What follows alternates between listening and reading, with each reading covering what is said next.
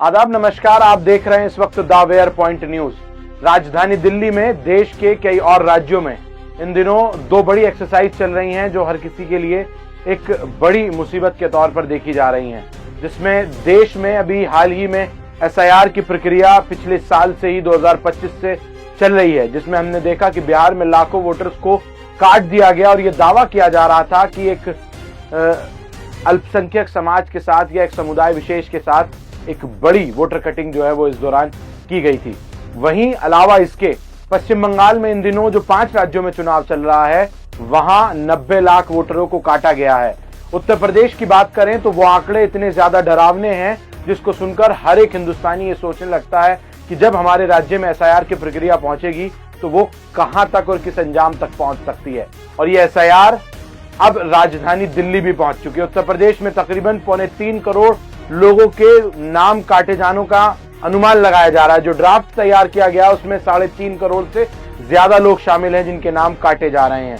लेकिन अब क्योंकि प्रक्रिया जब तक पूरी तरह से एक राज्य में पूरी नहीं होगी तब तक फाइनल आंकड़े निकलकर नहीं आएंगे। लेकिन जैसा मैंने बताया कि अब एसआईआर की पूरी प्रक्रिया राजधानी दिल्ली तक पहुंच गई है और दिल्ली में इन दिनों पिछले महीने से ही मैपिंग चल रही है। मैपिंग एसआईआर का वो प्रोसेस है जो तमाम बीएलओज हैं अपने काम को आसान करने की कोशिश कर रहे हैं, वोटर्स को लिंक कर रहे हैं 2002 की पुरानी वोटर लिस्ट से, और वो तमाम चीजें जोड़ रहे हैं जो उनके लिए एसआईआर के मेन फाइनल फेज के लिए बहुत जरूरी है। और इस इशू पर राजधानी दिल्ली में सियासी तौर पर भी काफी घमासान मचा हुआ है। इस वक्त मेरे साथ पुरानी दिल्ली की एक मशहूर मारूफ शख्सियत आदम रहमान कुरैशी, जो कि जामा मस्जिद की एक जाना पहचाना नाम है, रहमतुल्लाह होटल के ऑनर के बेटे भी हैं और एक बहुत बड़े सामाजिक कार्यकर्ता भी हैं। बहुत स्वागत आदम रहमान साहब आपका द वेयर पॉइंट न्यूज पर। शुक्रिया बहुत बहुत आपका रब्बानी साहब। राजधानी दिल्ली में इन दिनों एक बहुत बड़ी एक्सरसाइज अब आप पहुंची है जो उत्तर प्रदेश, बिहार और देश के कई और राज्यों में जैसे पश्चिम बंगाल में हाल ही में चुनाव के दौरान अभी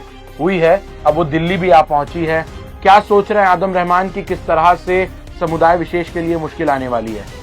देखिए, इसके अंदर मुश्किल आने की कोई बात नहीं है। इसके अंदर अपने समाज को सतर्क करने की बात है।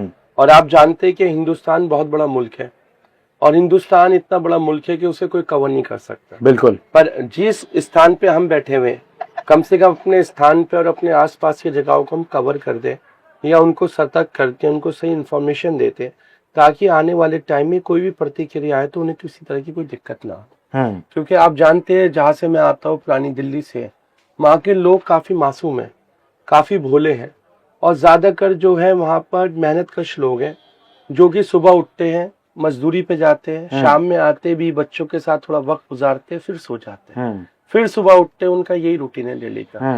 तो उन्हें कुछ ऐसी इंफॉर्मेशन दी जाए तो आने वाले फ्यूचर के अंदर उन्हें कोई दिक्कत का सामना ना करना पड़े, ना ही उनको और ना ही उनकी आने वाली नस्ल।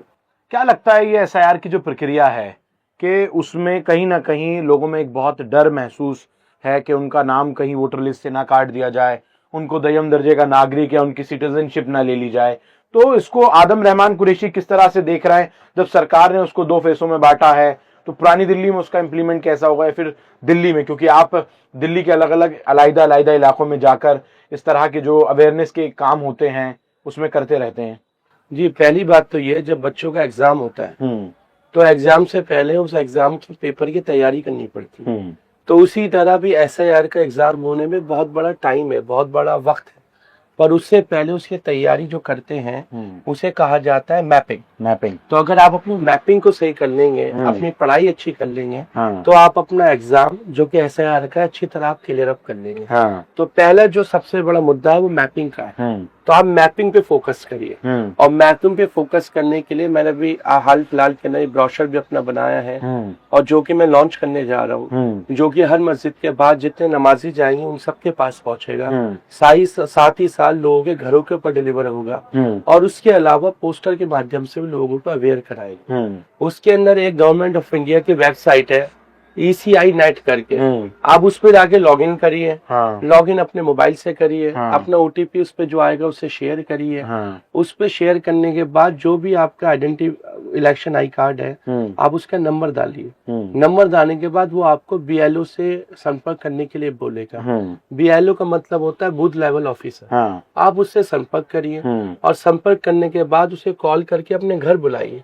और अगर वो आपसे कहता है कि अभी SIR शुरू नहीं हुई तो आप या SIR अभी आई या नहीं हमारे ऑफिशियल वेबसाइट पे, उसके क्या रूल्स है रेगुलेशन है, तो आप कहना मैं SIR की बात ही नहीं कर रहा आपसे, मेरी अभी मैपिंग कराओ, मैपिंग करा दीजिए। क्योंकि अगर आपकी मैपिंग हो गई तो आपके लिए SIR ऐसे है जैसे कि सिर्फ बच्चे को स्कूल के अंदर जाके सिग्नेचर करना। हाँ। पेपर के ऊपर एग्जैक्टली वो फेस है भाई, वो फेस कि आप अगर मैपिंग करा देंगे, अगर आपका BLO आप पे नहीं आता हाँ, तो आप जाके ऑफिशियल उससे कंप्लेन भी कर सकते हैं। वरना अपना BLO का नंबर आप मुझे दीजिए और मैं उसे अपने घर पे या जो भी आपके निर्धारित आपका स्थान होगा वहाँ बुला हुआ मैं, और बुला के आप उससे बात करिए। हाँ। अपने सारे जो इश्यूज है उसके आगे रखिए, वो आपको सॉल्यूशन भी बताएगा। यही काम चुनाव आयोग भी कर रहा है। वो सॉल्यूशन इस तरह से बताते हैं जो कंफ्यूजिंग होते हैं। हाँ। तो उसके लिए हम लोग बैठे हुए उस सॉल्यूशन को हल करने। यानी सीधे तौर पर अवेयरनेस के जरिए आप पुरानी दिल्ली की मासूम, जैसा कि अभी आपने कहा, क्योंकि बहुत ज्यादा नॉलेजेबल नहीं है, आपने ECI नेट के बारे में बताया। आप गलत कह रहे हैं कि नॉलेजेबल नहीं है। हाँ। क्या पढ़े लिखे लोग अगर किसी को इंग्लिश बोलनी आती है तो क्या वो नॉलेजेबल होता है? हाँ।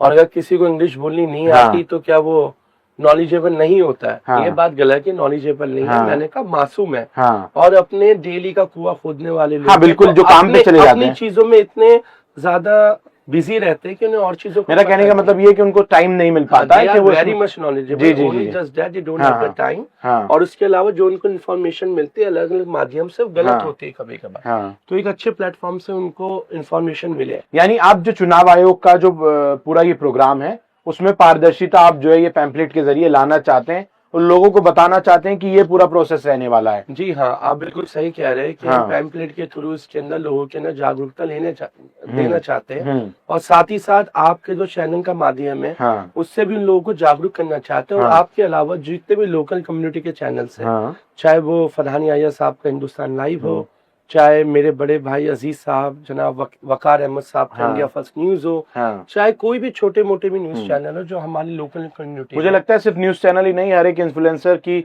जो सोशल मीडिया पर फेमस पर्सनालिटी, उसकी जिम्मेदारी है कि वो अवेयरनेस बेदारी के इस तरह से जो है मुहिम में हिस्सा बने। सर की जिम्मेदारी नहीं, हाँ, समाज के हर व्यक्ति की नहीं, खाली आपकी नहीं, जिम्मेदारी हर किसी की। हाँ। चाहे वो इस कैटेगरी में आता है या नहीं आता, चाहे वो माइनर है चाहे वो माइनर नहीं है, जिम्मेदारी तो सबकी है। लेकिन मैं आपसे ये कह रहा हूँ जिस तरह मैंने इसका जिम्मा उठाया है उसी तरह उस जिम्मे को आगे बढ़ाने के आप सब लोग उसके अंदर सहयोग दें ताकि आगे बढ़ सके। बिल्कुल। और लोगों के अंदर ज्यादातर हफ्ते में एक दिन वो फ्री होता है। हाँ। उस फ्री दिन पे जाके अपने सारे काम। अच्छा आजम रहमान साहब, इन्हीं दिनों जब ये एक्सरसाइज दिल्ली में स्पेशल इंटेंसिव रिवीजन भारतीय चुनाव आयोग की तरफ से राजधानी दिल्ली आ पहुंचा है, उन्हीं दिनों जो है वो भारत सरकार द्वारा सेंसस, जो कि उमूमन 10 साल में हर बार होती है, उसका भी ऐलान कर दिया गया। और इस बार एक बड़ी डिफिकल्टी ये है कि 33 सवालों के नाम पर जो है वो कहीं ना कहीं लोगों में एक असमंजसता की स्थिति पैदा हो गई है कि 33 सवाल जो सेंसस में पूछे जाएंगे, तो उसको लेकर आपका क्या प्रोग्राम है? असल में ये जो आपने इंग्लिश का वर्ड लिया है, हाँ, ये वर्ड काफी लोगों की समझ में नहीं है। मर्दमशुमारी, जनगणना, मर्दमशुमारी में समझ में नहीं आता, जनगणना इज द इजी वर्ड। हाँ। उसके अलावा जो उनकी ऑफिशियल वेबसाइट है, हाँ, उनपे भी जो उन्होंने क्वेश्चंस की जो लैंग्वेज रखी है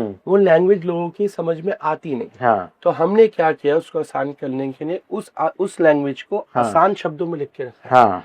जैसे कि कोई कहते हैं गौना, अब गौना किसी समझ में नहीं आता, गोइंग टू समझ में आता है। हाँ। तो उसी तरह जैसे उसके अंदर 2-3 क्वेश्चन है, आपका भवन कहाँ स्थित है, तो हमने उसके नीचे उसको आसान के लिए लिख दिया कि ये आपसे पूछ रहे हैं कि आप कहाँ पर रहते हैं। यानी आप कह रहे हैं उसमें आसानी से आपने जो है उन तमाम भाषाओं को मिलाकर, जो उनकी कॉम्प्लिकेटेड लैंग्वेज है, भवन की जगह आपने हाउस नंबर लिखा है, उनकी कॉम्प्लिकेटेड लैंग्वेज है, उसे आसान शब्दों के अंदर हमने उसके लिए भी पैम्पलेट और उसके लिए भी वर्कआउट कर रहे हैं ताकि लोगों को आसानी हो और ऐसे वर्ड हो जो लोगों को इजी टू अंडरस्टैंड। अच्छा, उन सब लोगों के लिए जिनकी जिम्मेदारी है, चाहे वो कोई राजनीतिक है, गैर राजनीतिक है, हर जिम्मेदार व्यक्ति की जिम्मेदारी है, तो उन लोगों के लिए भी आप इस बारे में कोई मैसेज देना चाहेंगे आदम रहमान पुरी? जनाब, ये वक्त आ चुका है कि जिम्मेदारियों को अच्छी तरह निभाएं। और जो लोग जिम्मेदारियां नहीं निभाना चाहते वो भी कभी ना कभी जब जंग होती है तो जंग के अंदर घर का चाहे वो सोल्जर हो क्या ना हो, हाँ, पर वो हिस्सा लेता है जो भी वहाँ का नागरिक होता है। हाँ, इसी तरह जनगणना के अंदर कोई एक धर्म नहीं, तमाम धर्मों के लिए, तमाम हिंदुस्तान के लोगों के लिए है ये। तो ये अपने लिए नहीं, कम से कम अपने आने वाली नस्ल के बारे में सोचकर इसके ना बढ़ चढ़ के हिस्सा लिखिए, ताकि फ्यूचर के अंदर कभी भी आपके बच्चे बड़े हो तो उन्हें किसी फेस का या किसी इशू का उन्हें सामना ना। अच्छा, कुछ हद तक लोग जो है बहुत ज्यादा पोलाइट ले जाते हैं, लापरवाही कर देते हैं, तो एक बार वो भी लोगों को आपके जरिए मैं कहलवाना चाहता हूं कि क्या इसको लापरवाही से लेना चाहिए या बहुत ही उसको सही तरीके से टाइमली उस पूरी जो ये एक्सरसाइज है, चाहे वो स्पेशल इंसेंटिव रिवीजन है या फिर जो सेंसस जनगणना की जा रही है, उसको किस तरह से लोगों को कराना चाहिए? देखिए, लापरवाही से वो लेता है जिसके ऊपर कोई जिम्मेदारियां नहीं होती, और इस टाइम घर का कोई भी बच्चा हो या कोई भी बड़ा हो, सब पे जिम्मेदारियां इतनी है, कोई भी आज के टाइम में लापरवाही नहीं है। खाली वो मेहनत भी करता है, हर चीज करता है, पर उसे इन्फॉर्मेशन सही मिल जाए तो वो जल्दी कर देता है और अपने स्केयर टाइम के अंदर देश के इतना और काम कर सकता है। तो हम तो सिर्फ उनको सही इन्फॉर्मेशन प्रोवाइड कर रहे हैं, आपके चैनल के माध्यम से या औरों के चैनल के माध्यम से, या अपनी जेब जितनी गवाही करती है उसके माध्यम से जो छोटा मोटा होता है वो करके सही इन्फॉर्मेशन देते, ताकि वो कम समय के अंदर अपना काम कर ले और उसके बाद जो उसका फालतू समय बचे वो अपने परिवार के साथ देश को आगे बढ़ाने के हित में। एक बहुत महत्वपूर्ण सवाल है, देखिए कोई भी रिवीजन है, खासकर चुनाव आयोग के रिवीजन की बात करते हैं तो वो हर बार उमूमन होती रही है, या फिर सेंसस जनगणना की बात है, वो आजादी के बाद तकरीबन 8 बार देश में हो चुकी है, हर 10 साल में होनी होती है। लेकिन इस बार जो है वो असमंजसता, असहजता लोगों में कहीं ना कहीं बनी हुई है। तो सवाल ये है कि सरकार को लेकर क्यों आखिर भयभीत हैं लोग या डर का माहौल है, क्या इसके पीछे की वजह है? साहब, इसके पीछे कोई वजह नहीं है। हाँ। इसके पीछे सिर्फ एक ही वजह है, उसका नाम है टेक्नोलॉजी। हाँ।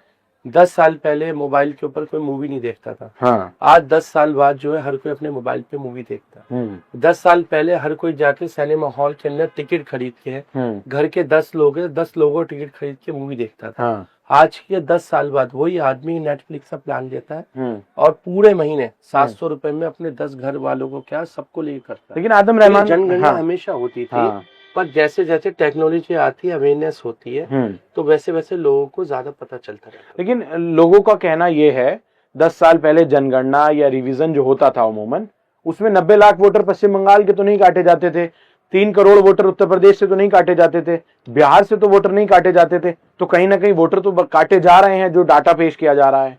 वो अभी कह रहे हैं कि जो हमारी थी, हम अपडेट नहीं रहे। हाँ। जब अब अपडेट ही नहीं रहे तो हम उसका थल्ला उठाकर, चाहे सरकार किसी की भी हो, उसके ऊपर क्यों ठोक सकते? यानी आप ये मान रहे हैं आज अगर एसआईआर के अंदर हम लोग आगे बढ़ के हिस्सा नहीं करें, तो आज के 20 साल बाद अगर कोई आया और वो बेचारा, उनसे पास यही डॉक्यूमेंट नहीं हुआ कि वो देश के नागरिक है, तो वो अपने बड़ों को तो गाली बकेगी। लेकिन सरकार कह रही है नागरिकता का सवाल नहीं है, नागरिकता की बात नहीं हो रही है। एसआईआर नागरिकता के लिए नहीं की जा रही है कि हम किसी की नागरिकता ले लेंगे, हम तो सिर्फ फर्जी वोटर काटना चाहते हैं, या वो लोग जो उत्तर प्रदेश में भी वोट डाल रहा है, दिल्ली में रहकर काम कर रहा है, दिल्ली में भी वोट डाल रहा है, 2 वोटर आईडी कार्ड है या मल्टीपल वोटर आईडी कार्ड है। इसके अंदर क्या गलत बात है? आप एक आदमी आता है यूपी के किसी जिले से, वो वहां भी उसका आधार कार्ड बना हुआ है, वहां भी उसका इलेक्शन आई कार्ड बना हुआ है। वो आदमी दिल्ली आता है, दिल्ली में आके कोई ना कोई सोर्स या कुछ ना कुछ जुगाड़ करके वो दिल्ली में भी इलेक्शन आई कार्ड बना लेता है। फिर इन दोनों जगह आई कार्ड होने के बाद बंगाल चला जाता है, बंगाल ही बना लेता है।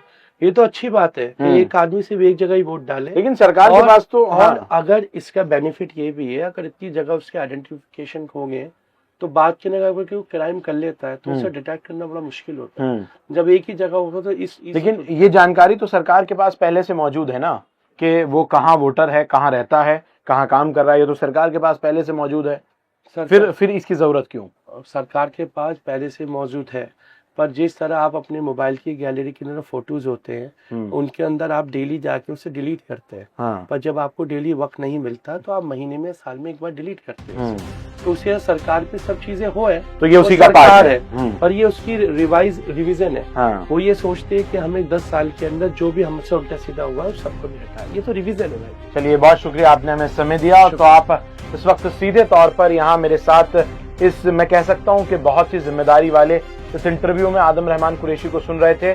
सीधे तौर पर हर एक सामाजिक व्यक्ति की इस वक्त ये जिम्मेदारी बनती है कि जब एसआईआर जैसे प्रक्रिया और सेंसस जैसे प्रक्रिया की जो पूरी प्रक्रिया है उसमें लोग असमंजसता की स्थिति में फंस रहे हो या किसी भय का, किसी डर का शिकार हो रहे हो, तो उस समय हर सामाजिक व्यक्ति का आगे आना हम सबकी जिम्मेदारी बन जाती है। और इस तरह के एक्सरसाइज को बहुत ही आसानी के साथ लोगों के साथ कराना ये हम सबकी जिम्मेदारी है। और जितने भी सामाजिक कार्यकर्ता हैं या पॉलिटिकली लोग हैं, उनको बगैर किसी राजनीतिक पर्दे के या बगैर किसी राजनीतिक झंडे के वहां से बाहर निकलकर एक साथ इस तरह के एक्सरसाइज आवाम के, जनहित के तमाम लोगों तक बेदारी के साथ पहुंचानी चाहिए। और अगर किसी को कहीं कोई दिक्कत परेशानी आ रही है तो जिस तरह से आदम रहमान कुरैशी हैं या दूसरे वो लोग हैं जो इस तरह की एक्सरसाइज में काम कर रहे हैं, ग्राउंड जीरो पर काम कर रहे हैं, बहुत सारे जर्नलिस्ट हैं, बहुत सारे मीडिया के लोग हैं, अवेयरनेस वीडियो दे रहे हैं, बता रहे हैं क्या प्रोसेस है, उन सबको जरूर बजरूर फॉलो कर लीजिए और देख लीजिए, ताकि जब आपके दरवाजे पर BLO या फिर एनुमिनेटर सेंसस करने के लिए पहुंचे तो आपको किसी तरह की कोई भी परेशानी का सामना ना करना पड़े। फिलहाल इस बेहद खास जिम्मेदारी के लिए, इस बेहद खास जानकारी के लिए आप तमाम लोग हमारे साथ जुड़े, बेहद शुक्रिया। देखते रहिए द अवेयर पॉइंट न्यूज। शुक्रिया।